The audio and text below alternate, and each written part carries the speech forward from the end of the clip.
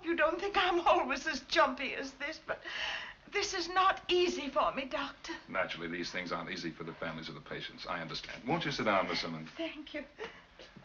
Now, tell me, how long has it been since you first noticed any peculiarity in your brother's actions? Well, as a baby, he was perfectly normal. I know. I was his big sister, and I had to change him. Babies do need changing, you know. But I noticed that he seemed to different after we came back, after Mother had died. Myrtle May and I came back from Des Moines to live with Elwood. I could see that he... That he what? Now, take your time.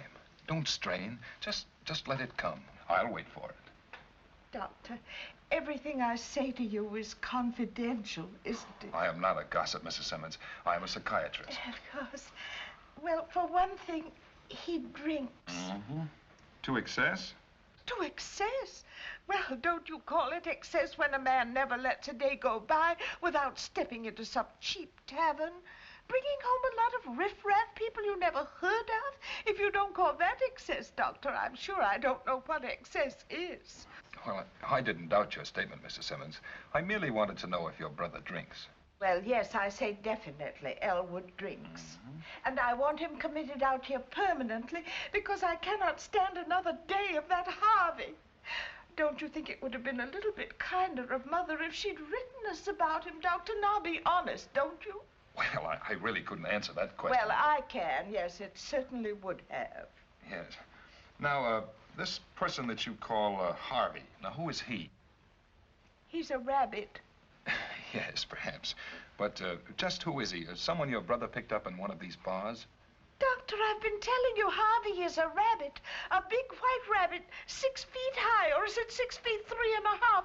Heaven knows I ought to know. He's been around the house long enough. Mrs. Simmons, if I'm not mistaken... Doctor, don't you understand? The rabbit's name is Harvey. Harvey lives at our house. Elwood buys theater tickets and railroad tickets for both of them. He's lost interest in everything else. And here I am trying to get Myrtle May started with a nice group of young people. That's my daughter. Doctor, I'm going to tell you something I've never told anyone in this world before, not even Myrtle May. Every once in a while, I see this big white rabbit myself. Now, isn't that terrible? And what's more, he's every bit as big as Elwood says he is.